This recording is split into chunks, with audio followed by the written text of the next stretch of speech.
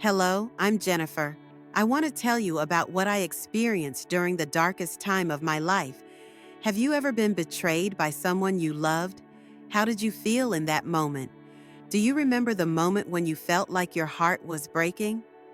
After 8 years of marriage, I thought my life with my husband Jack was perfect.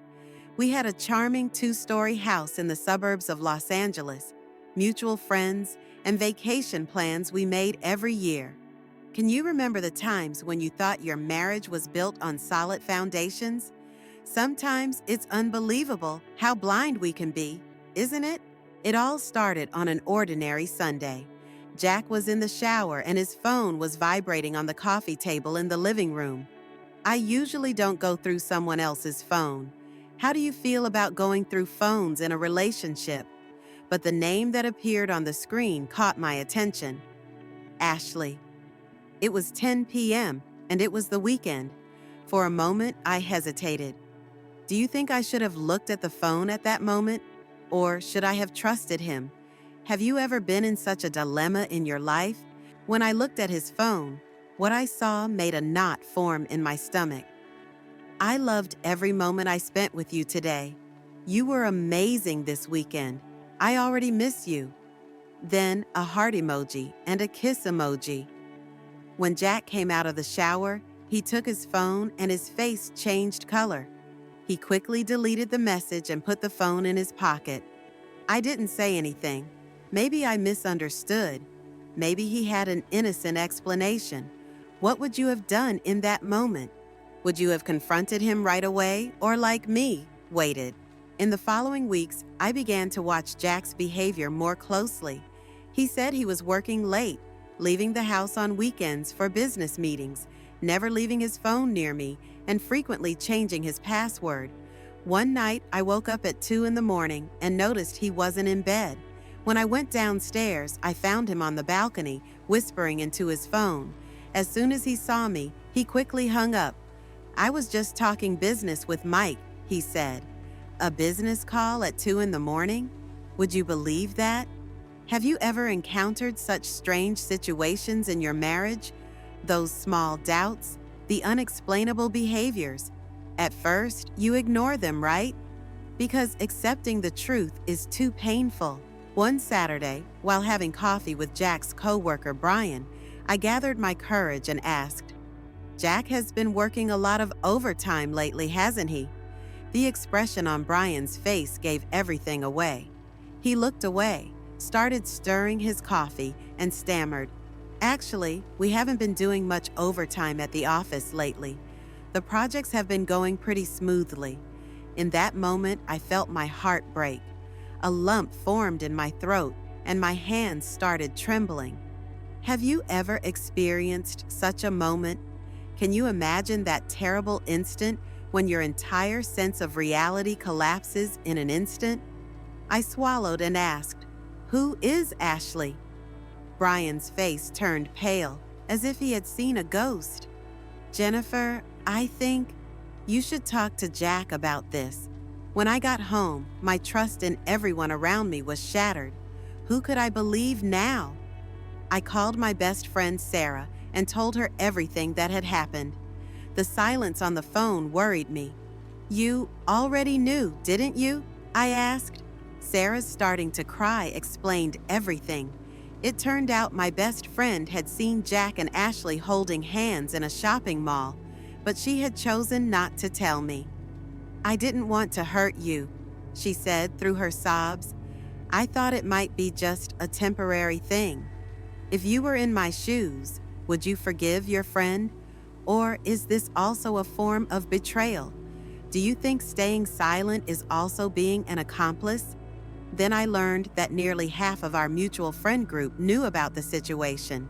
Some had seen them having a romantic dinner at a restaurant, others walking on the beach. They all chose to remain silent. Everyone I trusted had lied to me. When Jack came home, I tried to remain calm. I had dimmed the lights in the living room, poured a glass of wine, and was waiting for him. I'll never forget the expression on his face when he walked through the door, a mix of guilt and fear. "Who is Ashley?" I asked directly. How do you think someone who is cheating would react to such a question? Jack's reactions were almost like something out of a book. First, he was surprised, then he denied it, and finally, he became angry. "What are you talking about? She's just a coworker. Where's all this paranoia coming from?" But when he realized I knew the truth, when I told him I'd spoken to Brian and Sarah had confessed everything, his shoulders slumped and he collapsed onto the couch. "It's been going on for 3 months," he said in a trembling voice. "We met at work. At first, we were just friends. Then one evening, while we were working late at the office, every word felt like a knife to my heart. Everything we had shared in 8 years, our plans to have children, the proposal with the ring that had belonged to my grandmother, all our memories flashed before my eyes. 'I still love you,' he said. 'It was just a mistake.' Do you think cheating could really be considered a mistake? Or is it the result of a series of conscious choices? Have you ever thought about the limits of forgiving yourself and moving on? After that night, I packed 2 suitcases and left the house. I moved into my sister Emma's place.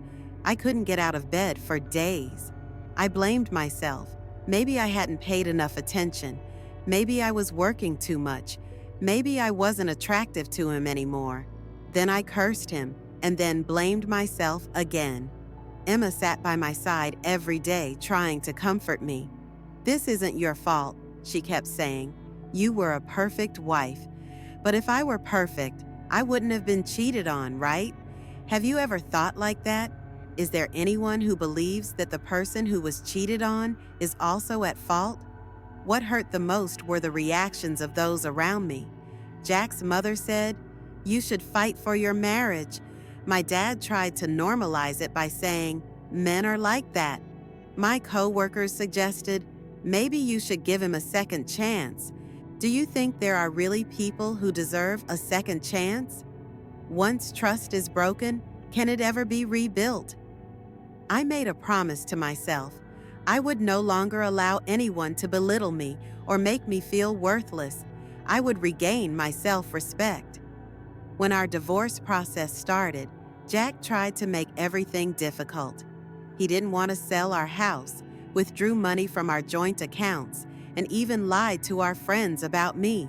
While continuing his relationship with Ashley, whom I had cut ties with, he tried to portray me as irrational and unforgiving. Why do people try to vilify the other party instead of taking responsibility when they make mistakes? Have you ever bad-mouthed others to defend yourself? On one of my worst days, I saw them together while shopping at the supermarket. They were holding hands, laughing as they walked around. I'll never forget the panic on Jack's face when he saw me. Ashley, on the other hand, was looking at me curiously. Had Jack told her about me as his ex-wife? Or did she still think we were married? When I got back to my car, I broke down in tears. But that day, I decided it would be the last day I cried. I had shed enough tears already. Today, 2 years have passed. Our divorce process was painful, but I rediscovered myself. I started therapy. Do you think therapy is important in the healing process? For me, it was life-saving. Thanks to my therapist, Rebecca, I allowed this experience to empower me. I advanced in my career. I applied for and got accepted into the marketing position I had always wanted. I made new friends, and I forgave some of my old ones, but not all of them. I blocked Jack and most of our mutual friends on social media. Sometimes distance is necessary for healing. Do you agree? I even met someone very cute last month, a teacher named David. We're taking it slow. I still have trust issues. When I told him about my past, he responded with understanding. "I respect your time," he said. "Do you think someone with past wounds can love again?" I'm starting to believe so. And most importantly, I regained my self-respect.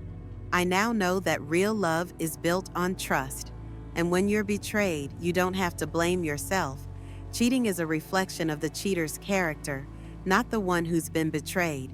If you're going through betrayal like I did, know that you're not alone. And know that there is light at the end of this dark tunnel.